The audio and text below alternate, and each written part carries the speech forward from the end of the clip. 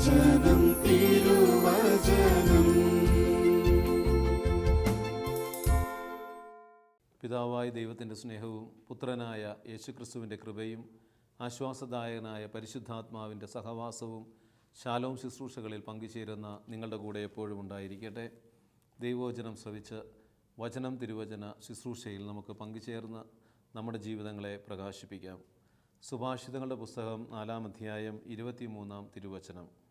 നിന്റെ ഹൃദയത്തെ ജാഗരൂകതയോടെ കാത്തുസൂക്ഷിക്കുക, ജീവൻ്റെ ഉറവകൾ അതിൽ നിന്നാണല്ലോ ഒഴുകുന്നത്. തുടർന്ന് വീണ്ടും വചനം സുഭാഷിതങ്ങളുടെ പുസ്തകം 4:24.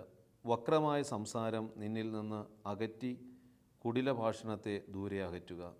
പ്രിയമുള്ളവരെ, ജീവിതം അനുഗ്രഹമാകണമെങ്കിൽ നമ്മുടെ വാക്കുകളോടും പ്രവൃത്തികളോടും നമ്മുടെ ജീവിതത്തോടും ഒരു ജാഗ്രത നമുക്ക് പുലർത്തുവാനായിട്ട് കഴിയണം. ജാഗ്രത നഷ്ടപ്പെടുമ്പോൾ നമ്മുടെ ജീവിതത്തിൽ പലതരത്തിലുള്ള അപകടങ്ങൾ കടന്നു വരുവാനായിട്ട് സാധ്യതയുണ്ട്. വീണ്ടും മത്തായിയുടെ സുവിശേഷം 24-ാം അധ്യായം 44 ഈശോ പറയുകയാണ്, അതിനാൽ നിങ്ങളും തയ്യാറായിരിക്കണം, നിങ്ങൾ പ്രതീക്ഷിക്കാത്ത മണിക്കൂറിലായിരിക്കും മനുഷ്യപുത്രൻ വരുന്നത്. ഈ ഭൂമിയിലെ മനുഷ്യജീവിതം ജാഗ്രതയോടെ ദൈവത്തിൻ്റെ വരവിന് യോഗ്യമായി കാത്തുസൂക്ഷിക്കുവാനായിട്ട് വിശ്വാസ ജീവിതം നയിക്കുന്ന നമുക്ക് ആകണം.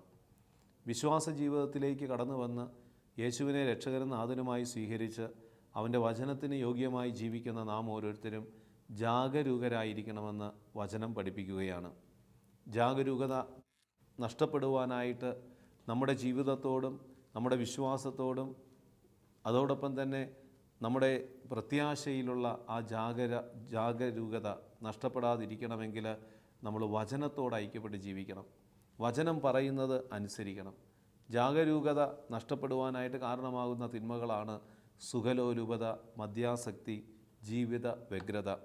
ലൂക്കയുടെ സുവിശേഷത്തിൽ 21-ാം അധ്യായം 34-ാം തിരുവചനത്തിൽ കർത്താവ് തന്നെ വചനത്തിലൂടെ നമ്മളെ പഠിപ്പിക്കുന്നുണ്ട്. സുഖലോലുപത, മദ്യാസക്തി, ജീവിത വ്യഗ്രത എന്നിവയാൽ നിങ്ങളുടെ മനസ്സ് ദുർബലമാവുകയും ആ ദിവസം ഒരു കെണി പോലെ പെട്ടെന്ന് നിങ്ങളുടെ മേൽ വന്നു വീഴുകയും ചെയ്യാതിരിക്കുവാൻ ശ്രദ്ധിച്ചുകൊള്ളുവിൻ, ജാഗരൂകരായിരിക്കുവിൻ. കാരണം നമ്മുടെ ജാഗ്രത നഷ്ടപ്പെടുവാനായിട്ട് കാരണമാകുന്ന ലോകത്തിൻ്റെ തിന്മകളാണ് സുഖലോലുപത. അപ്പോൾ സുഖലോലുപതയ്ക്ക് ഒരു വ്യക്തി അടിമപ്പെട്ട് കഴിഞ്ഞാൽ അവൻ്റെ ജീവിതത്തിൽ പല നന്മകളും നഷ്ടപ്പെടുവാനായിട്ട് കാരണമാകും. അതോടൊപ്പം തന്നെ ആസക്തികൾ, മദ്യത്തോടുള്ള ആസക്തി, പലതരത്തിലുള്ള തിന്മകളോടുള്ള ആസക്തി, ജീവിതത്തിനെക്കുറിച്ചുള്ള വ്യഗ്രത. യഥാർത്ഥത്തിൽ മനുഷ്യനിന്ന് വ്യഗ്രതപ്പെടുകയാണ്. അവൻ്റെ ഉദരത്തിന് വേണ്ടി, ശരീരത്തിന് വേണ്ടി, അതുപോലെ തന്നെയുള്ള കാര്യങ്ങൾക്ക് വേണ്ടിയാണ് ഇന്ന് വ്യഗ്രത കൂടി വരുന്നത്. ഭക്ഷണത്തിന് വേണ്ടിയും വസ്ത്രത്തിന് വേണ്ടിയും അതുപോലെ തന്നെ പാർപ്പിടത്തിന് വേണ്ടിയും ഉള്ള വ്യഗ്രത മനുഷ്യജീവിതങ്ങളെ ഇന്ന് കാർന്നു തിന്നുകൊണ്ടിരിക്കുകയാണ്. ഇത് മാത്രമാണോ മനുഷ്യൻ? ഇതെല്ലാം പൂർത്തീകരിച്ചാൽ അവൻ്റെ ജീവിതം സ്വസ്ഥമാകുമോ? ഇല്ല എന്ന് നമുക്കറിയാം. മനുഷ്യനെ ദൈവം ഈ ഭൂമിയിൽ സൃഷ്ടിച്ച് നിലനിർത്തിയിരിക്കുന്നത് ഈ ഭൂമിക്ക് വേണ്ടി മാത്രം ജീവിച്ച് തീരുവാനുള്ളതല്ല. ദൈവത്തിൻ്റെ വാഗ്ദാനമായ നിത്യജീവനിൽ എത്തിച്ചേരുവാനായിട്ടാണ് ദൈവം മനുഷ്യനെ ഈ ഭൂമിയിൽ നിലനിർത്തിയിരിക്കുന്നത്. അതുകൊണ്ട് ആ നിത്യതയിലുള്ള ഒരു ജാഗ്രത നമുക്കുണ്ടായിരിക്കണം. ആ ജാഗ്രത നഷ്ടപ്പെടുത്തുവാൻ കാരണമാകുന്ന ഈ സുഖലോലുപതയ്ക്കും മദ്യാസക്തിയും ജീവിത വ്യഗ്രതയ്ക്കും വ്യക്തി അടിമപ്പെടാതിരിക്കാനായിട്ട് ശ്രദ്ധിക്കുകയും വേണം. തിരുവചനത്തിൽ പറയുന്നുണ്ട്, ദൈവം ഭക്ഷണത്തെയും ഉദരത്തെയും പൂർണ്ണമായിട്ട് നശിപ്പിക്കും. ആത്മാവാണ് ജീവൻ നൽകുന്നത്. ശരീരം ഒന്നിനും ഉപകരിക്കില്ല. ഈ ശരീരത്തിനൊക്കെ അതിൻ്റേതായിട്ടുള്ള പരിമിതിയുണ്ട്. ദൈവത്തിൻ്റെ വചനത്തെ പാലിച്ച് വചനം പറയുന്ന ആത്മാവും ജീവനുമായ ആ വചനം പറയുന്നതനുസരിച്ച് ജീവിതത്തെ ക്രമീകരിക്കണം. അപ്പോൾ ചില മേഖലകളിൽ നമ്മൾ ജാഗരൂകത പുലർത്തേണ്ടതായിട്ടുണ്ട്. ഏതൊക്കെ മേഖലകളിലാണ് നമ്മൾ ജാഗ്രത പാലിക്കേണ്ടത്? ഒന്നാമത് നമ്മുടെ പ്രാർത്ഥനയിൽ തന്നെയാണ്. പ്രാർത്ഥനയിൽ നമുക്കൊരു ജാഗ്രത ഉണ്ടാകണം. പത്രോസ്ലീഹയുടെ 1-ാം ലേഖനത്തിൽ 4-ാം അധ്യായം 7-ാം തിരുവചനം, സകലത്തിൻ്റെയും അവസാനം സമീപിച്ചിരിക്കുന്നു, ആകയാൽ നിങ്ങൾ സമചിത്തരും പ്രാർത്ഥനയിൽ ജാഗരൂകരും ആയിരിക്കുവിൻ. പ്രാർത്ഥനയിൽ ജാഗരൂകരായിരിക്കണം. അപ്പോൾ നമ്മുടെ ജീവിതത്തിൽ പ്രാർത്ഥനയിൽ ജാഗരൂകത ഇല്ലെങ്കിൽ നമ്മൾ യഥാർത്ഥത്തിൽ നമ്മുടെ ജീവിതത്തിൽ തകർച്ചകൾ കടന്നു വരും. പ്രാർത്ഥനയിൽ ജാഗരൂകരായിരിക്കണം. അപ്പോൾ ഒരു ദിവസം പോലും പ്രാർത്ഥനയില്ലാത്ത ഒരു ജീവിതമായി മാറരുത് നമ്മുടെ ജീവിതം. പ്രാർത്ഥനയുടെ സമയത്ത് കൃത്യമായിട്ട് ആ പ്രാർത്ഥനയ്ക്ക് സമയം കൊടുക്കുവാനും പ്രാധാന്യം കൊടുക്കുവാനും നമ്മുടെ ജീവിതത്തിൽ തയ്യാറാകണം. അതാണ് ജാഗരൂകതയുടെ ഒരു അടയാളം. പ്രാർത്ഥനയിൽ നമുക്കിന്ന് മടുപ്പുണ്ടോ? പ്രാർത്ഥിക്കുന്ന കാര്യത്തിൽ നമ്മൾ അലസത കാണിക്കുന്നുണ്ടോ? അപ്പോൾ നമ്മൾ തിരിച്ചറിയണം, നമ്മുടെ ജീവിതത്തിൽ പ്രാർത്ഥനയോട് ജാഗ്രതയില്ല. പ്രാർത്ഥനയോട് ജാഗ്രതയുണ്ടെങ്കിൽ കൃത്യസമയത്ത് നമ്മൾ പ്രാർത്ഥിക്കുവാനായിട്ട് നമ്മൾ തയ്യാറായിരിക്കും. പ്രാർത്ഥനയുടെ കാര്യത്തിൽ ജാഗ്രത ഉണ്ടായിരിക്കണം. ദൈവിക കാര്യങ്ങളിൽ പ്രാർത്ഥന എന്ന് പറയുന്നത് നമ്മുടെ കുടുംബ പ്രാർത്ഥന മാത്രമല്ല, വിശുദ്ധ കുർബാനയിൽ പങ്കെടുക്കുക അത് ഏറ്റവും വലിയ ശ്രേഷ്ഠമായ പ്രാർത്ഥനയാണ്. അതിന് നമ്മൾ എത്രമാത്രം ജാഗരൂകത പുലർത്തുന്നുണ്ട്? ഇന്ന് മറ്റു പല കാര്യങ്ങളിൽ നമ്മൾ ജാഗ്രത പുലർത്താറുണ്ട്. ഭൗതികമായ കാര്യങ്ങളിലൊക്കെ വലിയ ജാഗ്രത നമ്മൾ കാണിക്കാറുണ്ട്. എന്നാൽ പ്രാർത്ഥനയിലും ദൈവീക കാര്യത്തിലും നമുക്ക് ജാഗ്രത പുലർത്താനായിട്ട് കഴിയുന്നുണ്ടോ? ഇല്ലെങ്കിൽ അത് തിരിച്ചു പിടിക്കുവാനായിട്ട് ദൈവം ഈ ദിനത്തിൽ നമ്മളോട് ആവശ്യപ്പെടുകയാണ്. മുടങ്ങാതെ വിശുദ്ധ കുർബാനയിൽ പങ്കെടുത്ത് പ്രാർത്ഥനയിൽ ജാഗ്രത പുലർത്തി ജീവിക്കുന്ന അനേകം കുടുംബങ്ങളെ കാണാനായിട്ട് പറ്റും. അത് കഴിഞ്ഞിട്ട് മറ്റുള്ള കാര്യങ്ങൾ ക്രമീകരിക്കുന്ന വ്യക്തികളെ കാണാനായിട്ട് പറ്റും. എന്നാൽ അതോടൊപ്പം തന്നെ മറ്റുള്ളവർ പ്രാർത്ഥിക്കാൻ സമയമില്ല എന്ന് പറഞ്ഞ് പരാതിയുമായി തിരക്കുകളുടെ ലോകത്തിൽ ജീവിക്കുന്നവരെയും നമുക്ക് കാണാനായിട്ട് പറ്റും. പ്രാർത്ഥിക്കുവാനായിട്ടൊന്നും സമയമില്ല, തിരക്കുകൾ വർദ്ധിച്ചുകൊണ്ടിരിക്കുകയാണ്, ഓരോ കാര്യം ചെയ്തു തീർക്കാൻ പോലും സമയമില്ല എന്ന് പറഞ്ഞ് പരാതിപ്പെടുന്നവരെ നമുക്ക് കാണാനായിട്ട് പറ്റും. അവരുടെ ജീവിതം പ്രാർത്ഥനയിൽ ജാഗ്രതയില്ലാത്ത ജീവിതമായിട്ട് തരം താഴും. അപ്പോൾ നമ്മൾ ദൈവത്തിന് പ്രിഫറൻസ് കൊടുക്കുക, പ്രാർത്ഥനയ്ക്ക് പ്രിഫറൻസ് കൊടുക്കുക. പ്രാർത്ഥനയിൽ ജാഗരൂകത വേണമെന്ന് പറയുമ്പോൾ ദൈവത്തിന് സ്ഥാനം കൊടുക്കണം. വീട്ടിൽ, അതുപോലെ തൊഴിൽ മേഖലകളിൽ, നമ്മൾ കടന്നു പോകുന്ന വഴികളിൽ, എല്ലായിടങ്ങളിലും പ്രാർത്ഥനയ്ക്ക് പ്രാധാന്യം കൊടുത്തുകൊണ്ട് ജീവിതത്തെ ക്രമീകരിക്കാൻ തയ്യാറായാൽ ഈ വചനം നമ്മുടെ ജീവിതത്തിലും പൂർത്തീകരിക്കും. ജാഗരൂകതയുള്ള ഒരു ജീവിതമായിട്ട് മാറും. രണ്ടാമത്, നമ്മുടെ വിശ്വാസത്തിൻ്റെ കാര്യത്തിൽ നമുക്ക് ജാഗ്രത പുലർത്താനായിട്ട് കഴിയണം. കൊറിന്തോസുകാർക്ക് എഴുതിയ 1 ലേഖനം 16 അധ്യായം 13 തിരുവചനം, നിങ്ങൾ ജാഗരൂകരായിരിക്കുവിൻ, വിശ്വാസത്തിൽ ഉറച്ചു നിൽക്കുവിൻ, പൗരുഷവും കരുത്തും ഉള്ളവരായിരിക്കുവിൻ. അപ്പോൾ ജാഗരൂകത, കാരണം നമ്മുടെ ജീവിതത്തിൽ വിശ്വാസത്തിൻ്റെ കാര്യത്തിൽ ജാഗരൂകത ഉണ്ടായിരിക്കണം. വിശ്വാസ മൂല്യങ്ങൾ കാത്തു സൂക്ഷിക്കുവാനായിട്ട് നമുക്ക് കഴിയണം. നമ്മൾ എത്ര വളർന്നാലും, ഏത് ദേശത്ത് പോയാലും, വിവിധ സംസ്കാരങ്ങളിലും അതുപോലെ മറ്റു പല സ്ഥലങ്ങളിൽ നമ്മൾ പോയാലും നമുക്ക് ലഭിച്ചിട്ടുള്ള ശ്രേഷ്ഠമായ വിശ്വാസത്തെ നമ്മൾ സംരക്ഷിക്കുവാൻ ഒരു ജാഗ്രത ഉണ്ടായിരിക്കണം. അതല്ലാതെ പോകുന്ന സ്ഥലങ്ങളിൽ അവിടെയുള്ള ആ സാഹചര്യങ്ങളിൽ അടിമപ്പെട്ട് നമ്മുടെ വിശ്വാസം തകർക്കാനായിട്ട് പാടില്ല. ശ്രേഷ്ഠമായ വിശ്വാസമാണ് ദൈവം നമുക്ക് നൽകിയിരിക്കുന്നത്. യേശുവിനെ അറിയുവാൻ, യേശുവിൽ വിശ്വസിക്കുവാൻ, യേശുവിൻ്റെ തിരുശരീര രക്തങ്ങൾ കൂദാശയിലൂടെ, വിശുദ്ധ കുർബാനയിലൂടെ സ്വീകരിക്കുവാൻ, സഭയുടെ കൂദാശകളോട് ഐക്യപ്പെട്ട് ജീവിക്കുവാൻ, സഭയിലൂടെ ഒഴുകുന്ന കൃപാവരങ്ങൾ സ്വീകരിക്കുവാനൊക്കെ ദൈവം നമുക്ക് അനുഗ്രഹം നൽകിയാണ് ഈ ശ്രേഷ്ഠമായ വിശ്വാസത്തിൽ നമ്മളെ കൈപിടിച്ചുയർത്തിയത്. ലോകത്തിൽ എത്രയോ പേര്, എത്രയോ മതവിശ്വാസങ്ങളിലുള്ളവരുണ്ട്, എത്രയോ പലതരത്തിലുള്ള വ്യത്യസ്ത വിശ്വാസ ജീവിതം നയിക്കുന്നവരുണ്ട്. പക്ഷേ യേശുവിലുള്ള വിശ്വാസത്തിൽ ജീവിക്കുവാനായിട്ട് ഒരു വ്യക്തിക്ക് ഭാഗ്യം ലഭിച്ചിട്ടുണ്ടെങ്കിൽ ആ വിശ്വാസം മരണം വരെ സംരക്ഷിക്കുവാനായിട്ടുള്ള ഒരു ജാഗരൂകത നമ്മൾ പുലർത്തണം. അതല്ലാതെ കുറച്ച് വിദ്യാഭ്യാസം കൂടി, കുറച്ച് സംസ്കാരമൊക്കെ വന്നു, ലോകത്തിൻ്റെ പല ഭാഗങ്ങളിലും പോയി, അതുകൊണ്ട് ഇതൊന്നും വലിയ കാര്യമല്ല, ഇതൊന്നും വിശ്വാസത്തിന് വലിയ പ്രശ്നം, ഇതൊന്നും ആവശ്യമില്ലാത്തതാണ് എന്നുള്ള മനോഭാവം നമ്മുടെ ജീവിതത്തിൽ ഉണ്ടാകാനായിട്ട് പാടില്ല. ആദ്യ നാളുകളിലുണ്ടായിരുന്ന വിശ്വാസത്തിൽ ഉണ്ടായിരുന്ന ആ ചൈതന്യം നമുക്കിന്നുണ്ടോ? വിശ്വാസത്തിൽ ജാഗ്രത പുലർത്താത്തത് മൂലം ആദ്യ നാളുകളിലൊക്കെ ഒത്തിരി ജപമാലകൾ ചൊല്ലുമായിരുന്ന വ്യക്തിത്വം ഇന്ന് ഒരു ജപമാല പോലും ചൊല്ലാൻ പറ്റാത്ത രീതിയിൽ നമ്മുടെ ആ വിശ്വാസം തകർന്ന അവസ്ഥയിൽ, അല്ലെങ്കിൽ മന്ദീഭവിച്ച ഒരു അവസ്ഥയിൽ എത്തിയിട്ടുണ്ടെങ്കിൽ നമ്മളത് തിരിച്ചു പിടിക്കാനായിട്ട് ദൈവവചനം ആവശ്യപ്പെടുകയാണ്.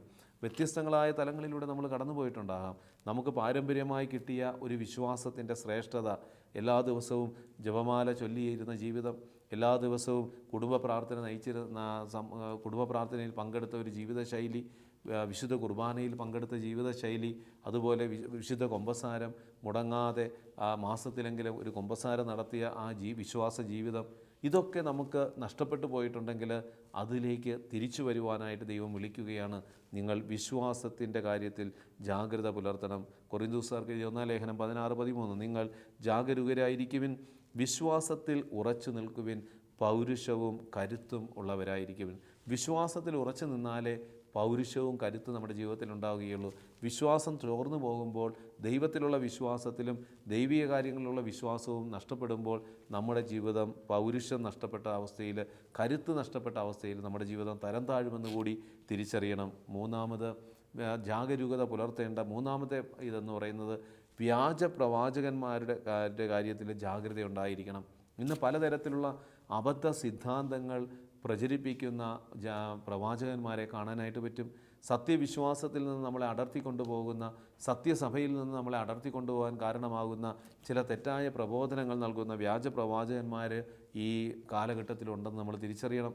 ഈശോ തന്നെ പറയുന്നുണ്ട്, മത്തായിയുടെ സുവിശേഷം 7-ാം അധ്യായം 15-ാം തിരുവചനം, ആടുകളുടെ വേഷത്തിൽ വരുന്ന വ്യാജ പ്രവാചകന്മാരെ സൂക്ഷിച്ചുകൊള്ളുവിൻ, ഉള്ളിൽ അവർ കടിച്ചു ചിന്തുന്ന ചെന്നായ്ക്കളാണ്. കാരണം അവരുടെ ഉള്ളിൽ പല വേറെ ലക്ഷ്യങ്ങളാണ്. വ്യാജ പ്രബോധനങ്ങളുമായിട്ട് കടന്നു വരും. പ്രാർത്ഥിക്കേണ്ട ആവശ്യമില്ല, ജപമാല ചൊല്ലേണ്ട ആവശ്യമില്ല. ചിലപ്പോൾ ചിലർ പറയും, എന്തിനാണ് കൂടുതൽ ജപമാലകൾ ചൊല്ലുന്നത്? അതിൻ്റെ ഒന്നും ആവശ്യമില്ല. ഒരു ചെറിയ ഒരു 10 നന്മ നിറഞ്ഞ മറിയവും പരിശുദ്ധ മറിയവും ചൊല്ലി ജപമാല ചൊല്ലി തീർത്താൽ മതി, കുഴപ്പമൊന്നുമില്ല. നിങ്ങൾ കൂടുതൽ പ്രാർത്ഥിക്കുന്നതിലൊന്നും അർത്ഥമില്ല. എന്തിനാണ് കൂടുതൽ ആവർത്തിച്ച് ഈ ജപമാല പ്രാർത്ഥന ചൊല്ലുന്നത്? ഒരേ കാര്യം തന്നെ എന്തിന് നിങ്ങൾ ഇടവിടാതെ ആവർത്തിക്കുന്നു? ആവർത്തന വിരസതയുണ്ടാകും, അത് വിശ്വാസ തകർച്ചയ്ക്ക് കാരണമാകും. അതുകൊണ്ട് നിങ്ങൾ ഒത്തിരി ജപമാലകൾ ചൊല്ലണ്ട, ഒരു ജപമാല മാത്രം നന്നായിട്ട് ചൊല്ലിയാൽ മതി. തെറ്റായ പ്രബോധനം തരും. വ്യാജ പ്രബോധനങ്ങൾ നൽകി വിശ്വാസത്തിൽ നിന്ന് നമ്മളെ അടർത്തി മാറ്റും. അപ്പോൾ ആദ്യ നാളുകളിലൊക്കെ 4-5 ജപമാലകൾ ചൊല്ലി അതിൻ്റെ അഭിഷേകത്തിൽ ജീവിച്ചവർ ഈ പ്രബോധനം കേൾക്കുമ്പോൾ അത് അവസാനിപ്പിച്ചിട്ട് ചെറിയൊരു ജപമാലയിൽ ഒതുക്കാമെന്ന് വിചാരിച്ചാൽ അവരുടെ വിശ്വാസ ജീവിതം തകരാൻ കാരണമാകും. അവരുടെ സമസ്ത മേഖലകളിലും തകർച്ചകൾ അവർ തന്നെ അറിയാതെ അവർ കാരണമാകുമെന്ന് തിരിച്ചറിയണം. അപ്പോൾ വ്യാജ പ്രവാചകന്മാരിൽ നിന്ന് അകന്നു നിൽക്കാനായിട്ട് കഴിയണം. സഭയുടെ പാരമ്പര്യത്തിൽ നിന്ന് ലഭിച്ച ആ കൃപാവരങ്ങൾ അത് പാലിക്കാൻ കഴിയണം. നമ്മൾ ശ്രേഷ്ഠമായി കരുതി നമ്മുടെ കുഞ്ഞുനാളുകളിൽ ലഭിച്ച ആ പ്രബോധനങ്ങൾ, ആ ബോധ്യങ്ങൾ, അതിൽ നിന്ന് വ്യതിചലിക്കുവാൻ കാരണമാകുന്ന പ്രബോധനങ്ങളുമായി ആര് വന്നാലും അത് തെറ്റാണെന്ന് തിരിച്ചറിയണം. ആ പ്രവാചകന്മാരിൽ നിന്ന് നമ്മൾ അകന്നു നിൽക്കണം. കാരണം ഇന്ന് പലതരത്തിൽ തെറ്റായ പ്രബോധനങ്ങൾ നൽകുന്നവരെ കാണാനായിട്ട് പറ്റും. സ്നേഹത്തിൻ്റെ പേരിൽ എന്തും ചെയ്യാൻ കുഴപ്പമൊന്നുമില്ല എന്ന് പറയുന്ന തെറ്റായ പ്രബോധനങ്ങൾ നൽകുന്നവരെ കാണാൻ പറ്റും. അല്ലെങ്കിൽ മറ്റുള്ളവരെ രക്ഷിക്കാൻ വേണ്ടി ഏത് തിന്മ പ്രവൃത്തി ചെയ്താലും കുഴപ്പമില്ല, നീ അല്ലെങ്കിൽ സ്നേഹമാണ് വലുത്, സ്നേഹത്തിന് വേണ്ടി ഏത് തിന്മയും ഏത് പ്രവൃത്തിയും ചെയ്യാമെന്ന് പറഞ്ഞ് തെറ്റായ പ്രബോധനങ്ങൾ നൽകുന്നവരെ കാണാനായിട്ട് പറ്റും. കൂടുതൽ ത്യാഗം സഹിക്കേണ്ട ആവശ്യമില്ല എന്ന് പറയുന്ന പ്രബോധനങ്ങളെ കാണാൻ പറ്റും. ഉപവാസം ആവശ്യമില്ല, അല്ലെങ്കിൽ ഉപവസിച്ചിട്ട് ജീവിതത്തെ വിഷമിപ്പിക്കേണ്ട ആവശ്യമില്ല, നിങ്ങൾ ഉപവസിച്ചത് കൊണ്ടോ ത്യാഗം സഹിച്ചത് കൊണ്ടോ അതിലൊന്നും കാര്യമില്ല എന്ന് പറയുന്ന തെറ്റായ പ്രബോധനങ്ങൾ നൽകുന്നവരെ കാണാൻ പറ്റും. ദാനധർമ്മം ചെയ്യേണ്ട ആവശ്യമില്ല എന്ന് പറയുന്നവരെ കാണാൻ പറ്റും. അല്ലെങ്കിൽ സഭയിലെ ശുശ്രൂഷകർക്ക് വേണ്ടി, അല്ലെങ്കിൽ സഭയിലെ പ്രവർത്തനങ്ങൾക്ക് വേണ്ടി നമ്മൾ സംഭാവനകൾ നൽകേണ്ട ആവശ്യമില്ല എന്ന് പറയുന്ന ചില തെറ്റായ പ്രബോധനങ്ങൾ പറയുന്നവരെ കാണാൻ പറ്റും. അല്ലെങ്കിൽ നിങ്ങൾ പള്ളിക്ക് കൊടുക്കേണ്ട ദശാംശമൊന്നും പള്ളിയിൽ കൊടുക്കേണ്ട ആവശ്യമില്ല, നിങ്ങൾക്കുള്ള പൈസ പാവപ്പെട്ടവരെയും അനാഥാലയങ്ങളിലും കൊണ്ട് പൈസ കൊടുത്താൽ മതി, പള്ളിക്കൊന്നും കൊടുക്കേണ്ട ആവശ്യമില്ല എന്ന് പറഞ്ഞ് തെറ്റായ പ്രബോധനങ്ങൾ നൽകുന്ന വ്യാജ പ്രവാചകന്മാരെ കാണാൻ പറ്റും. അപ്പോൾ ഇങ്ങനെയുള്ള വ്യാജ പ്രവാചകന്മാരുടെ പ്രബോധനങ്ങളിൽ ആകൃഷ്ടരായി നമ്മൾ ജീവിതത്തെ തകർക്കാനായിട്ട് പിശാച് പ്രവർത്തിച്ചുകൊണ്ടിരിക്കുന്ന ഒരു കാലഘട്ടമാണ്. അപ്പോൾ അവിടെ നമുക്കൊരു ജാഗ്രത ഉണ്ടാകണം. പാരമ്പര്യമായി നമ്മൾ അനുഷ്ഠിച്ചു പോരുന്ന യാഥാർത്ഥ്യങ്ങളും അതുപോലെ തന്നെ ആ അനുഷ്ഠാനങ്ങളും അത് കൂടുതൽ പ്രാർത്ഥനയിൽ വളരാനും അതുപോലെ സ്നേഹത്തിൽ ആഴപ്പെടാനും നമ്മളെ സഹായിക്കുന്നുണ്ടെങ്കിൽ അത് നഷ്ടപ്പെടാതെ കാത്തു സൂക്ഷിക്കാനായിട്ട് കഴിയണം. 4, കാലത്തിൻ്റെ അടയാളങ്ങൾ തിരിച്ചറിയുവാനായിട്ടുള്ള ഒരു ജാഗ്രത ഉണ്ടാകണം. കാലത്തിൻ്റെ അടയാളങ്ങൾ തിരിച്ചറിയാനായിട്ട് കഴിയണം. മത്തായിയുടെ സുവിശേഷം 16:3 പറയുക, രാവിലെ നിങ്ങൾ പറയുന്നു ആകാശം ചുമന്ന് മൂടിയിരിക്കുന്നു, ഇന്ന് കാറ്റും കോളും ഉണ്ടാകും, ആകാശത്തിൻ്റെ ഭാവഭേദങ്ങൾ തിരിച്ചറിയുവാൻ നിങ്ങൾക്ക് കഴിയുന്നു, എന്നാൽ കാലത്തിൻ്റെ അടയാളങ്ങൾ തിരിച്ചറിയുവാൻ നിങ്ങൾക്ക് കഴിയുകയില്ലേ. അപ്പോൾ പ്രകൃതിയിലുള്ള ആകാശത്തിലും പ്രകൃതിയിലും സംഭവിക്കുന്ന അടയാളങ്ങളും ആ ഭാവമാറ്റങ്ങളും ഒക്കെ നമ്മൾ തിരിച്ചറിയാനായിട്ട് പറ്റുന്നു. എന്നാൽ കാലഘട്ടത്തിൻ്റെ അടയാളങ്ങൾ നമുക്ക് തിരിച്ചറിയാൻ കഴിയാതെ പോകുന്നത് എന്താണ്? ഇന്ന് കാലഘട്ടത്തിൽ കർത്താവിൻ്റെ അടയാളങ്ങൾ സൂചിപ്പിക്കുന്ന അടയാളങ്ങളുണ്ട്, ഒത്തിരി അടയാളങ്ങളുണ്ട്. കാരണം കർത്താവിൻ്റെ 2ാം വരവിന് മുമ്പ് പല അടയാളങ്ങൾ കാലത്തിലൂടെ കർത്താവ് അടയാളങ്ങൾ നൽകി നമ്മളെ ബോധവൽക്കരിക്കുമെന്ന് തിരിച്ചറിയണം. അപ്പോൾ അത് നമ്മൾ മനസ്സിലാക്കണം. അപ്പോൾ കാലത്തിൻ്റെ അടയാളങ്ങൾ മനസ്സിലാക്കാനുള്ള ഒരു ജാഗ്രത ഉണ്ടായിരിക്കണം. ഇന്ന് ഒരേ കുടുംബങ്ങളിൽ തന്നെ അസ്വസ്ഥതകൾ വരുന്നില്ല, കാണുന്നില്ലേ? ഒരു കുടുംബത്തിൽ തന്നെ ജനിച്ചു വളർന്നവർ പരസ്പരം കലഹിക്കുന്നു, കൊല്ലുന്നു. ഇതൊക്കെ കാലത്തിൻ്റെ അടയാളങ്ങളാണ്. കാരണം ഇതെല്ലാം സംഭവിക്കുക തന്നെ ചെയ്യുമെന്ന് വചനം പറയുന്നുണ്ട്.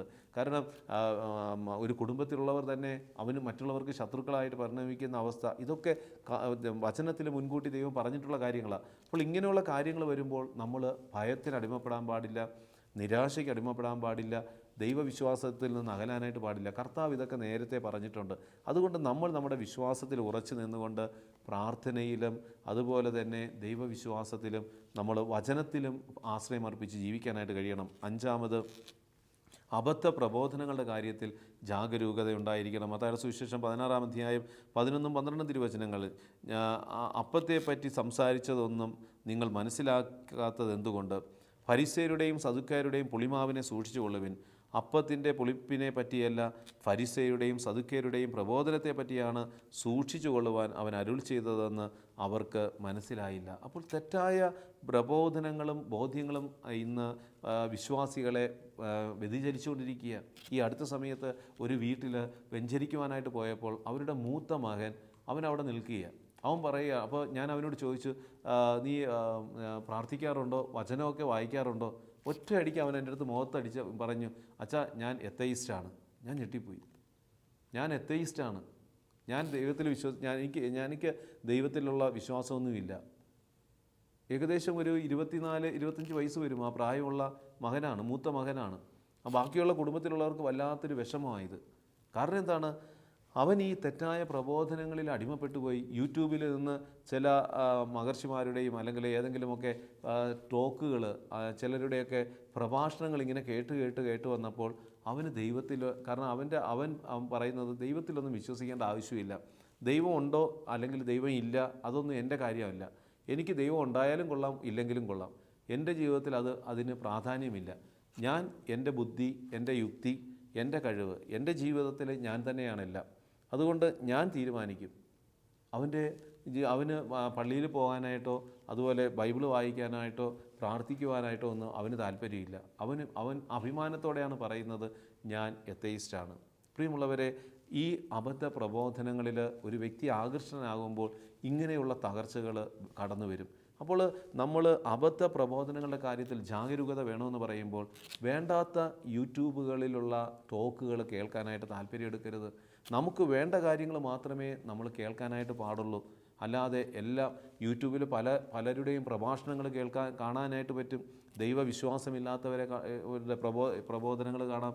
അല്ലെങ്കിൽ സഭയെയും സഭയുടെ കൂദാശകളെയും വെല്ലുവിളിച്ചുകൊണ്ട് അതിനെ വികലമാക്കുന്ന തരത്തിൽ പ്രഭാഷണങ്ങൾ നടത്തുന്ന പ്രഭാഷകരുടെ പ്രബോധനങ്ങൾ അവിടെ കാണാൻ പറ്റും. ഇതൊക്കെ നമ്മൾ കേൾക്കാനായിട്ട് നമ്മുടെ ചെവി കൊടുത്തു കഴിഞ്ഞാൽ നമ്മുടെ ജീവിതത്തിൽ തകർച്ചകളുണ്ടാകും. അവിടെ ഒരു ജാഗരൂകത നമുക്കുണ്ടായിരിക്കണം. എന്താണ് കേൾക്കേണ്ടത്, എന്താണ് കാണേണ്ടത്, ആ ഒരു തിരിച്ചറിവ് നമ്മുടെ ജീവിതത്തിൽ നിലനിർത്തണം. അതുകൊണ്ട് അബദ്ധ പ്രബോധനങ്ങളുടെ കാര്യത്തിൽ വീഴാതിരിക്കണമെങ്കിൽ എല്ലാം കേൾക്കണം, എല്ലാം കാണണം എന്നുള്ള മനോഭാവം പാടില്ല. നമുക്ക് വേണ്ടത് മാത്രമേ കാണാനും കേൾക്കാനും പാടുള്ളൂ. നമ്മുടെ വിശ്വാസത്തെ വളർത്തുന്നത് മാത്രമായ പ്രബോധനങ്ങളാണ് കേൾക്കേണ്ടത്. യൂട്യൂബിൽ പലരുടെയും പ്രസംഗങ്ങൾ കാണും.